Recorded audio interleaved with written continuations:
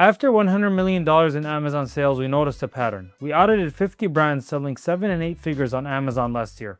Almost all of them thought they had a revenue problem. And when we looked at the numbers, the real issue was their Amazon profit margin. It was leaking in 4 places most brands never see. I'll show you all the 4 leaks and exactly how to fix each one. The last one added $40,000 to our partner's bottom line in a single quarter without adding a single extra sale. These 4 adjustments added 1.3 million in margins across our brand portfolio just last year. The first one is hidden Amazon fees. I mentioned this one not because it's the largest, but because it's the most overlooked. One of the things that people complain about Amazon fees getting increasing over the last 10 years, the single fees, the referral fee and the pick and pack fee didn't increase that much over the past decade. Yes, they went up. Referral fee stayed consistent, 15%. The pick and pack fee went up, but I would say it went up fairly, let's just say reasonably fair. I want to be objective, right? It didn't go up like with inflation and everything. It kind of went up reasonably. But the issue with Amazon fees is the scope creep that it ran into. They added so many fees. It became unbelievably complicated. I'll mention a few of them here, but I'll also mention how to get them in a little bit. But one of the fees they added, for example, is low inventory level fee. They added that last year. Another one is inbound placement fees. That alone cost us, I think, inbound placement fees, we paid $300,000 or $400,000 last year. And yes, you can avoid it with AWD. You can avoid it by shipping multiple places. But sometimes you have to ship to a certain place, whether it's capacity, all that kind of stuff. But low inventory level fee is another one. There's other ones. For example, Q4. Now you're paying triple the storage fee there. And I'm going to talk about supply chain later as well. Actually, it's a very important point. But these are just some of the concepts that you're running into. If you want to go check the raw source yourself, I'd recommend going to your Seller Central dashboard. Go to the top 3. It's kind of the hamburger at the top. Open it. Go to payments. And then payments, go to report repository. Load up. It's put custom. Put the date for last year. So just so you can have a full year in case you have seasonality. And go from January 1st of 2025 to December 31st of 2025. Make sure it's transaction. Download that. You can do the summary too. It downloads a nice PDF. But do the transaction and upload that into Claude and have it build. It actually built a Google Sheet for me with the insights analysis to organize everything. And you'll be surprised how many knickknacks there are, just random stuff that you're paying for. Whether a lot of people don't know they're paying for SaaS. That's a couple $1,000s a month. We're paying $100,000 a year for it, right? If that's a program that you're enrolled into. Another one is remeasurement. Another one, if you ship stuff wrong, if Amazon's labeling it for you, they stopped doing that, but that's something that happened last year. Again, there's so many random fees. Just simply, even returns. Not only are you getting the return itself, so obviously the Amazon takes away the revenue, but you're also paying a return fee. And if your returns are above your category, that's an additional fee on top of that. Liquidation, not only to give you pennies on the dollar if you're liquidating an item with Amazon, there's also a liquidation fee attached to that. Just to give an example, we have an item that retails for $250. Amazon's giving us $30 for liquidation. We still go with it because it's just so heavy, so we choose it. So they're giving us $30, so around 12% of the actual sale price. So, and that's usually like what we see in a lot of times get. But not only that, they're charging us 10% of the liquidation amount as a liquidation fee. So they're already taking so much. We're paying $3 in liquidation. So we're actually getting 27 bucks net. So it just shows you they're squeezing you from so many places. And now they're taking away the ad credit card points. It's just so many things. You have to actually understand what's going on, and you actually have to know, because the last thing you want happening is you think that you have a cash flow problem when in reality you have a profit problem. And I see this happening way too much. So make sure you know your numbers. Make sure you know what Amazon is truly taking from you, whether it's a storage fee, long inventory surcharge fee. Again, all this kind of stuff, an AWD processing fee to FBA. Understanding all of that holistically and getting a good grasp, because even one thing in the report repository, it doesn't include things like obviously your COGS. Amazon doesn't have that, or include things like your ad spend because that's paid with credit card. So understanding, adding that to there and seeing what it all looks like is also very crucial to make sure you have a very appropriate understanding of where you stand, your margin, and just seeing some of those and making them visible to us. We already made cuts. So, for example, inbound placement fees, we changed it to something else, and just having that visibility and seeing what we can cut off. So, for example, Q4 storage fee, we stopped. A policy that we made is you can't store an FBA. A return fee, we reduced items that have lots of returns because it's a double whammy. So looking at that insight, we made a lot of strategic shift. Obviously, each brand has different leaks and different areas where they're overcharging, but just get that visibility and see where you can take it from there. I mentioned some examples of ours. I'm sure yours are going to be different. The second leak is ad campaigns not having a clear job. And a lot of brands, what I see is they go into their advertising console, they look at the ROAS or ACOS, they see that it's efficient, and they just think it's doing good. That's extremely simplistic and doesn't cover the nuance needed for 7 and 8 figure brands. So each ad campaign should have a specific objective in the first place. So there's different types of ads. There's profit campaign ads where you're running the ad and you want to get profit out of it. There's ranking ads. You want to organically rank your product. There's top of funnel awareness, usually also associated with DSP or sponsored display. There's competitor ads. A new competitor came in, you want to make sure he doesn't take your market share. There's review ads. You want additional reviews. So understanding the objective behind the ad campaign that you're pushing out is very important. And a big issue happens is when a lot of these objectives are blended together. So whether it's a branded ad versus defensive ad, one is going to be more efficient than the other, but looking at them together, you're not going to understand that segregation. That's where the leakage happens because you're not looking at the data accurately. You're looking at a mix. One thing might be carrying the other. Just a simple example. If you have a lot of branded search and you have branded campaigns and non-branded campaigns together, you might be looking at a very good ROAS, like a 6 or 7, but in reality, it's carried by the branded campaign, by the branded keywords. They're carrying the load,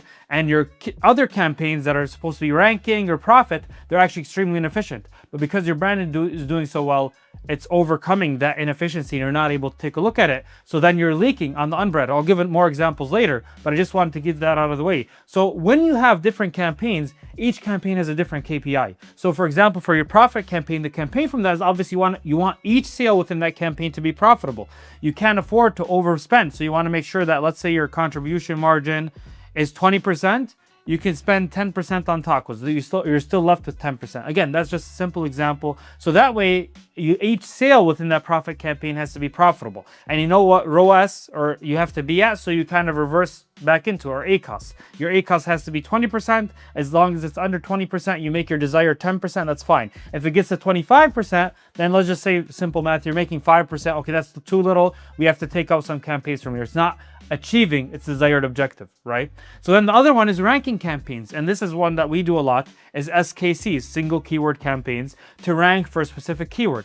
And the reason we put these on their own is we know that our CVR for that keyword is very high. So we want to rank organically. We're not in the top 5. We know we deserve to be there based on our conversion rate performance. So we attack that keyword group or those keywords specifically. We give it 2 or 3 months. We put a budget in advance. Let's say we put 50% ACOS. Yeah, that's a lot, but who cares? Because if eventually the goal is to organically rank, we're going to pay a lot. The sales aren't going to be profitable. We have a 3-month window. It's not going to take that long. Realistically, 1-month window, and we're losing money, but eventually the organic sales are going to make up for it over the long run. Another example of that that's very similar is LTV campaigns. You're getting subscribers, you have a strong subscribe and save program, strong retention rate, your first sales unprofitable. So then the ACOS for that is something else. So again, having each campaign separated, you know the objective can be different and you know the efficiency for each one to understand what really needs to be turned back down and what you can turn back up, and understanding the differentiating factors within that. So even when you're going to branded campaigns, DSP, what's the attribution for that? You want top of funnel awareness. That's the objective you're looking to get back. And you don't, like, even going back to the SKC, even if the ACOS is high, 50, 60%, that's not a reason to turn it off. The reason to turn it off is if my organic rank is not going up 1 week, 2 weeks in, right? So you're looking at a different KPI for that specific campaign objective, and you're measuring it accordingly. For a profit campaign, it's strictly on profit. And that's where you make sure leakage doesn't happen, is you can't, what does organic rank have to do with that? You want to make sure you're profitable within those campaigns. You're doing that accordingly. Another type of campaign is harvesting campaigns or auto campaigns. The goal is to, for example, you can be at, let's say 30, 40% ACOS, but that's the innovative campaign. It's bringing you new keywords that you can bid on that you didn't previously know, that you can graduate to other types of campaigns. So that way, the objective from that one is, are you producing new keywords that you can target? If it's not, and you're spending, and it's not profitable, it's 40, 50% ACOS, then you turn it back down and you invest that budget elsewhere, or you adjust it to make sure it meets its desired objective. The third leak is logistics and supply chain. And this is where I see a lot of brands, especially the ones growing very rapidly, make a big mistake within this realm. So what I see happen is they kind of stick in with a certain solution when they're at a certain stage of their business. Let's say they're $100,000.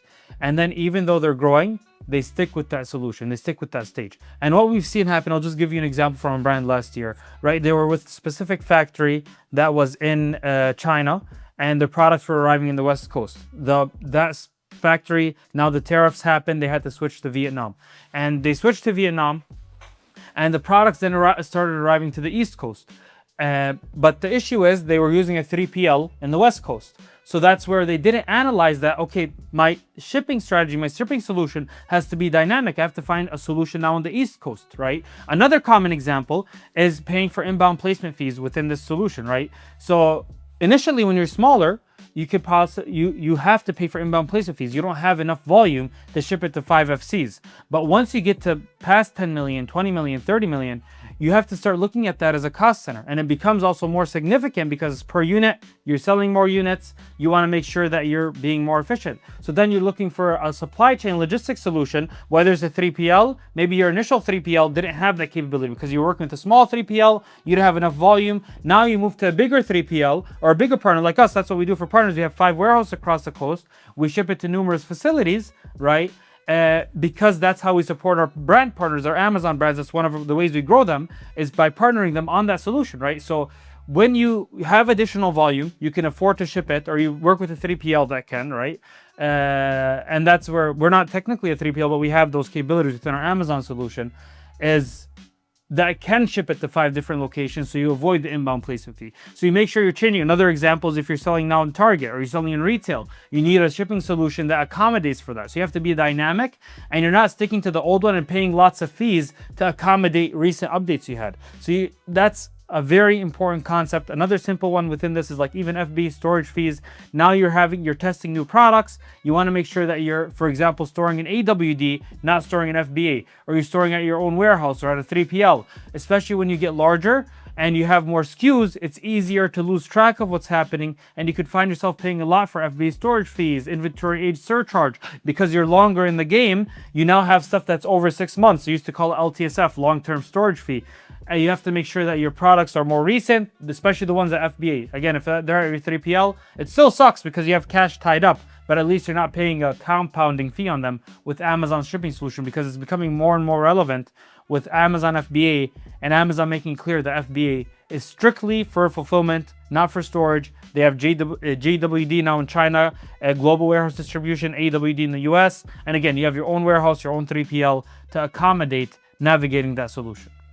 The last and most important one is conversations with your supplier. This is the highest leverage point you can have within this video. Actually, I'm going to attach a video at the end. It's 7 lessons just on this particular concepts that have helped us significantly in the last year. But I can't do a video about cost and not mention cost of goods or even other supplies. You started with a supplier a couple years ago.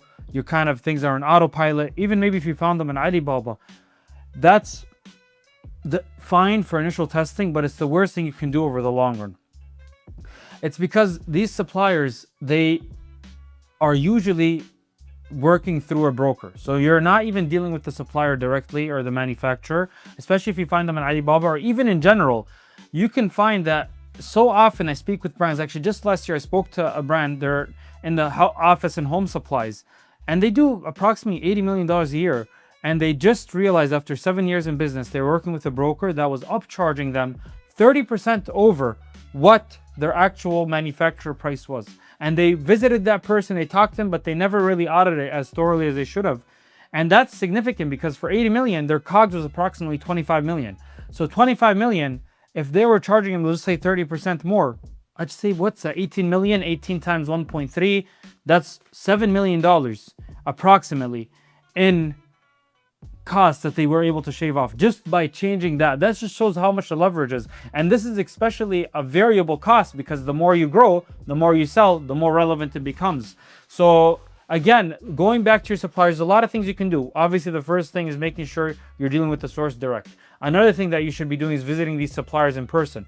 This alone changed. This is the $40,000 change initially that I spoke about. One of our partner brands is we're working on this product. We grew, we sent emails, we did video calls back and forth. It just didn't work. The language barrier, whatever it was.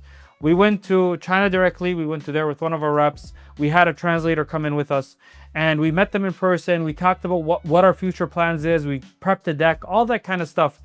And once we showed them the growth velocity that we had, we showed them the seriousness that we had, the willingness to change on other terms, and even implementing stuff. I don't know if I have the book here, but it's actually one of my favorite books. Let's see, give me 1 second. It's a book on negotiating for Chris Voss. Looks like I can't find it here. But Chris Voss, he was an FBI director. He wrote a book about negotiating. I'm trying to see my book stack, but it looks like it's not here. All right, anyways. So he built a book about negotiating and implementing the tactics there, talking them through it, talking to them about our long-term plans. And we were able to shave off approximately $1.25 per unit.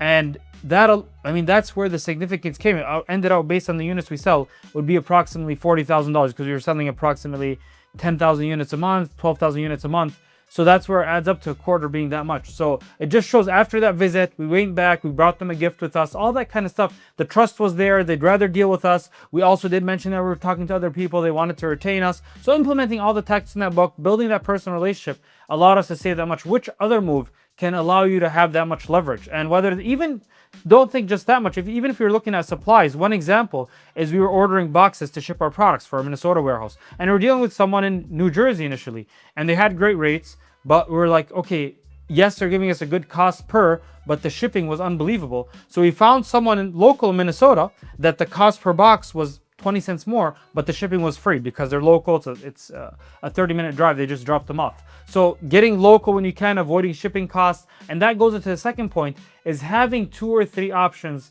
per item. And I know it's hard. You have to build out that spec sheet that has your item details, but sending that out, even if you send it to Alibaba people initially, right? Just send it out. They're going to give you a price like, no way I can make that work. This is what I'm currently getting. Can you beat that? If they beat it, okay, order a test item. Then if they beat it, go back to your original manufacturer because you already know him. Tell him, listen, I was able to get someone to beat it. I don't want to leave you. I really like working with you. Can you work with this? And that's where quarterly RFPs for your items and finding at least 2 or 3 people to RFP with on especially your high leverage item. Again, if you're selling 2 or 3 units a month of something, or let's say even 100 or 200, it depends on your scale, how relevant it is. It's not as leverage effective to look at that item. But the hero SKU, yeah, you should have 2 or 3. If that current factory goes, not even just for price purposes, if they go out of business, you have to have those other options. So that's where you can do a request for proposal, request for quote, RFQ, whatever. It's the same concept. So that's where it becomes even more impactful and more meaningful to have RFPs, to visit people in person. Again, if you want to watch, make sure you watch these 7 videos, 7 in-person lessons right here. And come check us out at Voadera.com if you want to partner up with us to grow your Amazon sales if you're doing over $1 million in sales. If not, subscribe, leave a like, and I'll see you next video.